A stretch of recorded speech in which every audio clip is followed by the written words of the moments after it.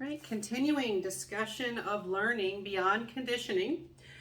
Previously, we talked about observational learning, and I did decide, instead of making a separate video about Bandura's Bobo doll studies, other people have done it much better than I probably could, and so I'm going to provide to my students. I'm going to provide links to two pretty good videos about those studies, and then also the previous video about observational learning.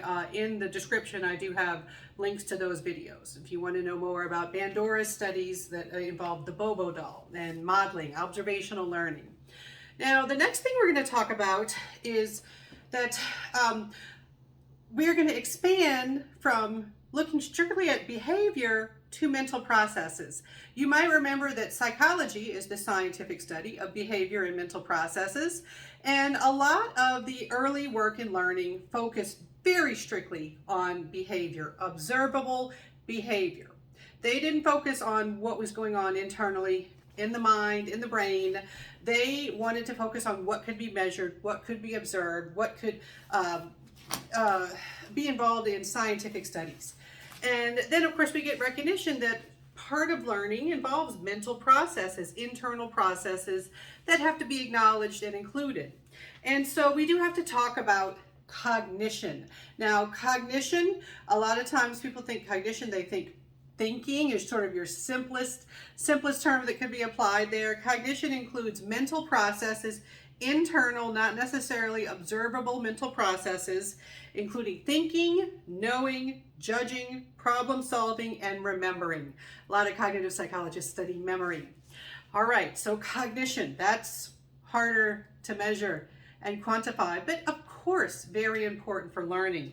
Now, one of the early areas of study that gave us insight into mental processes has to do with insight learning. Now, insight learning is a type of learning where a lot of work has to happen internally, and you have that sudden aha moment or light bulb moment, or the light bulb comes on and you just know the answer. And have you ever taken a test in a class where the teacher asked you to show your work and you're just like, I don't know, I just knew it? The show your work part is difficult because often with things like insight learning, sometimes you just know the answer. You don't have steps that you can go through to show exactly how you got there. All right, so how do we know about insight learning? I'm gonna put my book over here. All right, so with insight learning, one of the earliest studies was conducted by Kohler, and he worked with a chimpanzee named Sultan. And one of the things that he did with Sultan is he put a stick near Sultan within arm's reach, and then he also put some bananas. Now this is a chimpanzee. By the way, chimpanzees and monkeys are not the same thing. They're related, but they are not the same thing. So please, my students, if you're ever having to say something on a test or a quiz where you have to write something out, please don't put monkey, chimpanzee. All right, chimpanzee. And Sultan, chimpanzees like bananas, and so Sultan wants to get to the bananas, can't quite reach the bananas. Then he got the stick without, being given instructions or having to model anything, not given any kind of reinforcement, but he figured out, hey, I can get those bananas with the stick. Now, another observation that we had of Sultan, and this is really where we get the really good demonstration of insight learning. They put the bananas hanging from the ceiling where Sultan could not reach. So of course Sultan's probably like, hey, I want those bananas, but they're up there. How do I get to the bananas? And there were also crates or boxes in the room.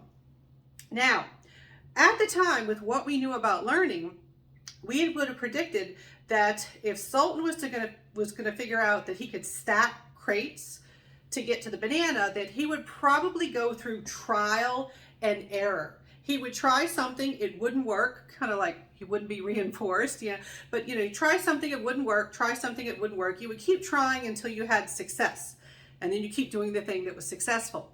Well, Sultan didn't do that. Sultan did not have any kind of trial and error. He didn't try stacking any boxes until, you know, he sat there staring at the bananas, staring at the bananas, staring at the bananas. And then it was like all of a sudden that aha moment, like, oh, I know what to do. And then he stacked all the boxes, climbed to the top, and he got himself a banana. All right, so that's an example of insight learning. All right, so all of the work, all of the processes that led up to Sultan understanding how to get to the bananas, that happened internally.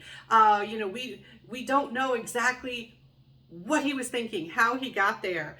A lot of our work on learning and thinking and cognition in general has that issue of sometimes you get an end result and you are not exactly sure what led to that end result. All right, so that's insight learning. Internal, you have a sudden insight, an aha moment, and then you figure out the answer.